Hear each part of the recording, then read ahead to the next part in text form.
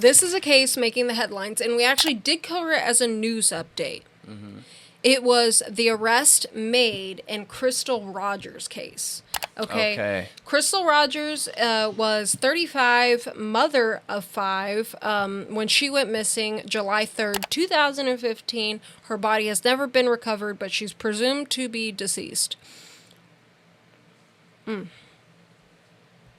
So, we had that initial arrest that we covered, which was of this man, Joseph Lawson, and he was arrested and indicted on charges of conspiracy to commit murder and complicity in tampering with evidence. Mm-hmm. We talked about that, and this was like the first arrest, and we were like, whoa, you know, I haven't followed this case extensively, but I wanted to talk about it because it is absolutely insane. It's insane. Mm-hmm. The whole thing is nuts. I know. And we talked about her father getting shot and killed. Mm-hmm. Crazy. So now we have the arrest of her boyfriend of the time, okay? Brooks Huck. And he was a suspect that was literally announced in 2015. He was considered a suspect almost immediately. And all this time has passed. 8 years have passed with nothing. Jeez. And he's finally been arrested. September 27th, 2023, he was arrested and charged with the murder of Crystal Rogers and tampering with evidence. Good. As long as he's the guy, good. It sounds like he's been on the cops' radar for a while. I think he is the guy.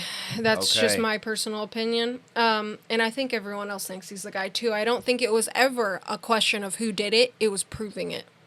Okay. Gosh. And that was said by somebody in law enforcement. I forgot who it was. And her mother and father, I think, believed it was him, too.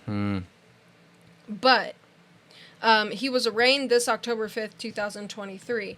Now, we get into what are the circumstances around Crystal's disappearance. Now, let's talk about who Crystal was. She lived in Bardstown, Kentucky, a very small town about 40 miles outside of Louisville, Kentucky. She had 5 children. Her first child she had very young. Then she was married to a man named Keith, had 2 children, which they divorced and had 2 other children. Like, they had their 2 children and had shared custody of them. And then she went on to date Brooks and had a child by him. Her children were her world. She looked forward to being a mom. Being a mom was everything to her. She worked 2 jobs just to make it work. You know, sounds like an amazing, beloved woman. She was the eldest of her siblings. Just a family kind of person, you know. Family was important to her. So, at the time of her disappearance, she was dating Brooks Hoke and living with him. When she was divorced to her ex-husband, Keith, she actually rented a place from Brooks, who owned many properties in the area.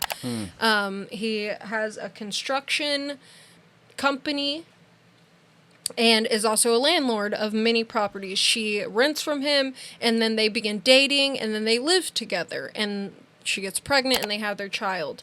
And she divorced in 2012, so she had been dating Brooks from about 2012 to 2015, her disappearance. Okay. So about 3 years, or 2 to 3 years. Right.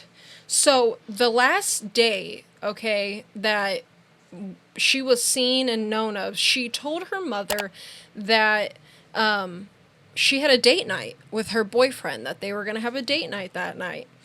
And she dropped off her 2 kids to that she shared custody with Keith Rogers, her ex-husband.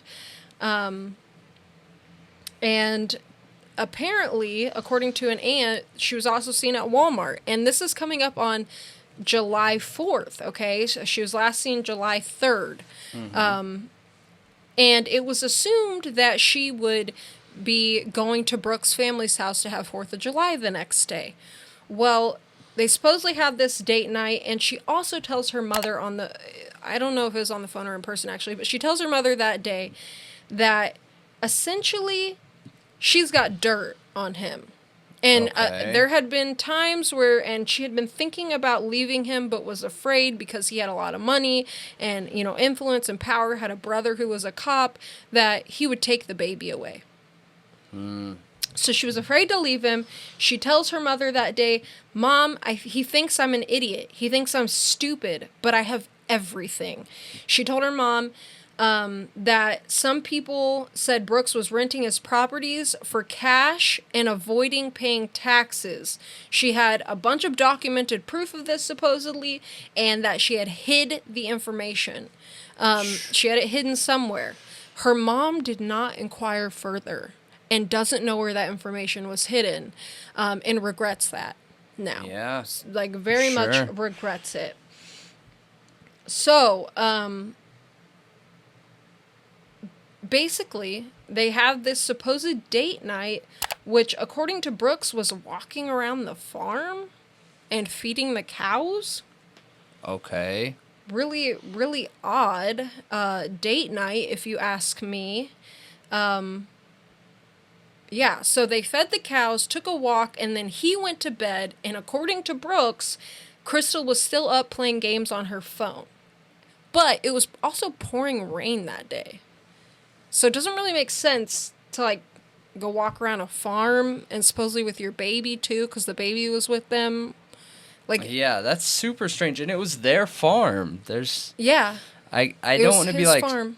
Super critical about what a date night looks like for different people, but, doesn't sound like much of a date night with the baby there and walking around a farm. Normally a date night suggests that it's something outside of what the norm is. I'm sure feeding animals every day is the norm, so how you turn that into a date night? And then, he goes to bed and she's just up playing games on her phone. Doesn't sound like a date night.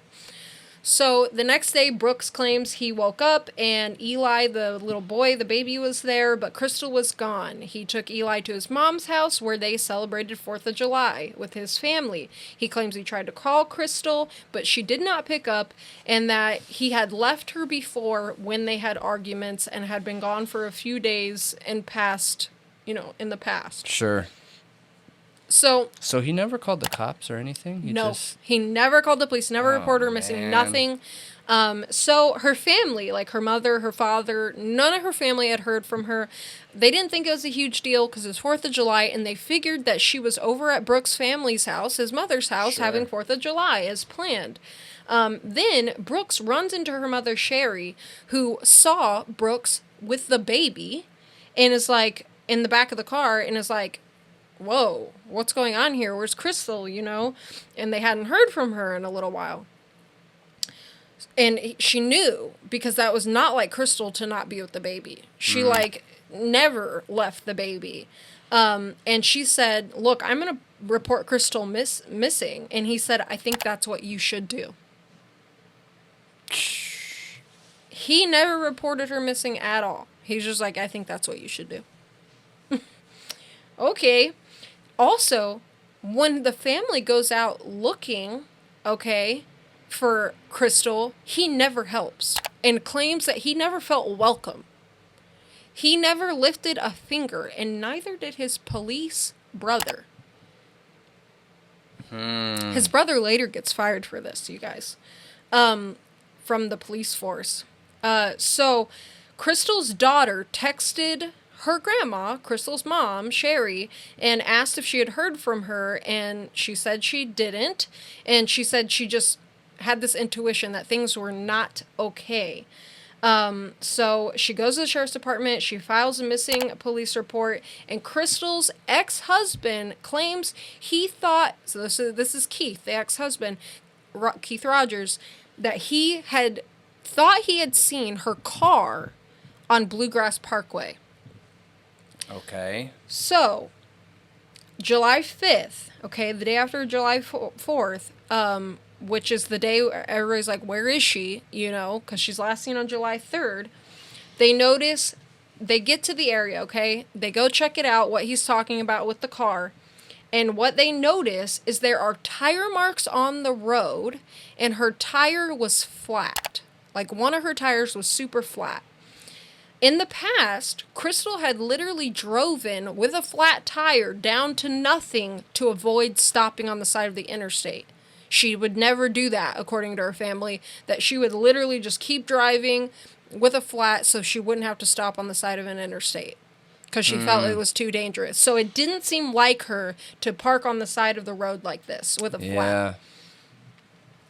It her just phone, sucks because there's no real way to prove that, but when you're family, those are things you pick up on, Right. So the driver's seat was not in the normal position, and they knew immediately, they said, that she wasn't the last person driving this car. So they also found it really weird that her uncharged phone, purse, and keys were inside the car. She literally just vanished. They searched the area around the vehicle for hours. So law enforcement did search the car, but they didn't forensically test anything initially, which is a big deal. They gave it back to the family after taking one fingerprint from it. And the crime lab can only process 10 pieces of evidence per criminal case. I heard that from Grizzly True Crime. Shout out to her. She's doing amazing coverage on this case. She's really breaking it down and investigating it. And seriously, amazing job, Grizzly. Shout outs to you. But I heard that from her, that they can only process 10 pieces of evidence per criminal case based on limited resources. Wow. What? That shouldn't be a thing. I guess I'm curious what exactly processing means, because evidence gathering, there's hundreds normally of pieces. So right. Does that just mean that testing for fingerprints or latent marks, shoe, finger, DNA, or what exactly does that mean? I don't know, man. We'll have to look into that. So later when, her dad formed Team Crystal, they did a lot more, forensic digging and, investigations, but back on the timeline, July 8th, Brooks got interviewed by the police, and these interviews are crazy, we should watch them on stream sometime. This is just a general overview so we can get up to date on this. These people are going to be going to trial. We finally have an arrest. I just want a general overview of what happened because I didn't know and I wanted to know. So Brooks is getting interviewed by the police on July 8th, This is 4 days after she's gone missing. And his brother, the police officer, calls up and is like, leave. No more talking, leave. And he does. Sketch, right? Yeah. So July 10th, the police decide to search the farm, which was the last place she was seen. Didn't find much. So then, on July 15th, Nick Hawk, which is Brooks' brother, was interviewed by Kentucky State detectives and was ordered to do so by Police Chief Rick McNubbin. He was told that the police found bodily fluids in his trunk using luminol test, which he could not explain. What? Right? And they didn't test DNA? So July 20th, Nick is asked by the FBI to come in and take a polygraph test, which he refuses at first. On July 24th, they ask him again, and he agrees. The polygraph examiner, Chief McCubbin, discussed the results with him and said they had grave concerns. He didn't pass. Yeah. So then on September 9th, he was suspended without pay from the police force. He had many problems in his career in the past, like sleeping on the job, not reporting teens missing, and then inferring with the investigation into the disappearance of Crystal Rogers by calling his brother Brooks while he was being questioned. They had major problems with that, of course. Yeah. Of course. He's a suspect. Even though he's your brother, you can't call in and intervene. You're not allowed to be on the case. No. Period. No. You should not have been connected at all. You need to completely and totally remove yourself like you're not even family. Yep. Exactly. So then on October 15th, Nick signs an affidavit saying he told Brooks to fully cooperate with NCSO detectives, and he was officially fired October 16th. And then in October 2015, Sheriff Ed Mattingly announced that Crystal was presumed dead and Brooks Hawk was the prime suspect in her disappearance. Okay. So literally from the beginning, essentially, only a few months after her disappearance, he was named as the prime suspect. They searched his property multiple times. Her body was never found. They actually found another body on the farm, but it wasn't her, which is kind of insane. And I don't really know. Did they ever identify it? I don't know. I don't know the background completely behind that, but that's something we should dig more into. And there's a lot of speculation in this community that these brothers were into some deep, trafficking, I don't know, no way. Yes, that they were in some deep stuff. Dark criminal career dudes. Criminals. Yeah. Yes. So, sleeping on the job. God. Crystal's dad, Tommy, started Team Crystal, which is a group that went out and searched for her constantly, daily. They did many forensic tests. There was actually a private detective that got a cadaver dog to check inside of her vehicle in 2018, and the dog straight up hopped in the trunk, and that indicated that there were trace smells of human remains. So they did not find any blood, bodily fluids in the car. The FBI later took possession of the car when they came into the case, and that is why we had these arrests, is the FBI took it over. Jeez. Yeah, that's why. They finally, just took the bull by the horns. I mean, there's so many deaths that are odd surrounding this case. So, November 19th, 2019, okay, Tommy had been up in 2015, 2019, at the time of his death, all that time in between, he was going hard to find his daughter, okay? So hard, oh my gosh, he did so much. He plans to go hunting, which, by the way, his wife the whole time was taking care of Crystal's kids. She became mom to them, essentially. So she's taking care of the kids. He's hunting, looking for her, trying to find who's responsible, trying to collect evidence. Then on November 19th, 2019, he plans to go hunting with his grandson, like he did every year, which was 10-year-old Trenton, and Crystal's son. And he was wearing one of the Team Crystal shirts that morning. So Tommy's son Casey and Casey's son were going to join them for the hunt. Trenton said his grandpa looked through his scope like he saw something, and then a gunshot was heard. Casey heard it from the other side of the farm. Trenton called Casey and then called Sherry using Tommy's phone. Tommy was trying to speak to Trenton but could not get the words out. So Tommy's sitting there trying to talk to his grandson and can't get the words out and dies in front of them. And it come to find out, branches were cut to get the perfect shot on them. This was a planned hit. According to a retired FBI agent, this was a planned attack and assassination, just like Jason Ellis's murder, which was a police officer who was murdered, who they think there could be a connection in this case. Jeez. Where the killer would have had to known the victim's routine. Interesting, right? Yeah. Especially when he's going hard in his daughter's investigation, and apparently they were just redirecting the investigation to a certain specific area. I can't remember what it was, and right after that is when he gets killed. So I don't know if he was on to something, he's finally crazy. had a serious lead, yeah, and was taken out or what. But there's a lot of question marks around that.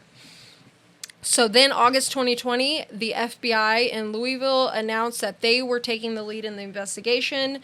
There were many interviews, search warrants conducted in Bardstown, including on Brooks and his brother Nick's property. They have found some things, but they have not released that to the public. So, other strange deaths surrounding this case was Tommy Ballard's sister, Crystal's aunt, Sherry Ballard, Barnes, so that's Crystal's father's sister, who was Crystal's aunt, went missing in January 19th, 1979. She was 7 months pregnant. Her ex-husband was arrested and charged with her murder 3 years later. She was found in her vehicle submerged in the Ohio River. Oh my gosh. And 3 years later, her body was found on the farm in Nelson County. What? She was shot. What? This is important because Brooks asked her sister all about this in Walmart shortly before Crystal died or disappeared. He wanted to know every detail. And according to Grizzly True Crime, he was all up in that. He was like almost excited asking about it. Like, tell me all about this. Tell me all about this, which is odd. What could that mean? Yeah, wanted to learn. Really weird. Yes. So then we also have the May 25th, 2013 killing of Officer Jason Ellis. He had just finished his shift. So many bodies. Jeez. Mm-hmm. And there's another family, I think like a mother and daughter, but they don't want their case connected to this anymore, though it has been speculated about for a while. They've actually asked people to like not connect it to the Crystal Rogers case. Maybe it's interfering with their justice. I don't know. I won't go into that right now, but this one's also very suspect. Jason Ellis had just finished his shift at the Bardstown, Kentucky Police Department. He was driving home when he encountered branches blocking the road on exit 34 of the Bluegrass Parkway. He got out of his vehicle to move the branches and was shot on spot several times. He was a canine handler, narcotics dog, for the police department and was heavily involved in coaching youth baseball in his free time. The FBI's offering a reward of $50,000 for information leading to arrest, conviction, all that for the people who are responsible for his murder. There's been tons of speculation if he was getting close to something in his investigations, and that's why he was killed. And it's all surrounding this two brothers. That's strange. That sounds like something's going on. I mean, jeez, when we first talked about this, I did a little bit of research into it just because when I do editing, I put up pictures and stuff of the victims so people can relate and know who it is and everything. Yeah. And I didn't see any of that. That's insane. It's like a giant crime spree, crime family style, like crime ring. You know, criminal entity, these two brothers. It really is. And one was an officer? I know. And Nick was an officer too, and he was literally fired. Brooks' brother. Yeah, that's what I mean. Yeah. One was an officer. One of the brothers and then one killed as an officer. Yeah. And Crystal's father. That one is the most suspicious to me. The fact that branches were cut, that retired FBI agent was like, dude, this was a hit. Like, this was straight up a hit. The branches were cut. It was totally set up. This person had to have known where they were going to be. They had to have known that he goes out there to hunt every year. And the fact that he was just onto something, too. Yeah. He was just onto something. So, yeah, I mean, we're just waiting, so that's really interesting, though. Brooks pled not guilty to, Crystal Rogers' murder, and he's being held on a $10 million cash bond. So his mother is trying to fight for custody of Crystal's kid. Okay. Right? Like, I'm not 100% who's been caring for this child all this time. But if it's been Crystal's mother caring for the children all this time, isn't it better off for them to be with her and the siblings? Yeah. Like, it's kind of a weird thing to focus on right now, is trying to get custody of that baby, who is probably like 8 years old now at this point.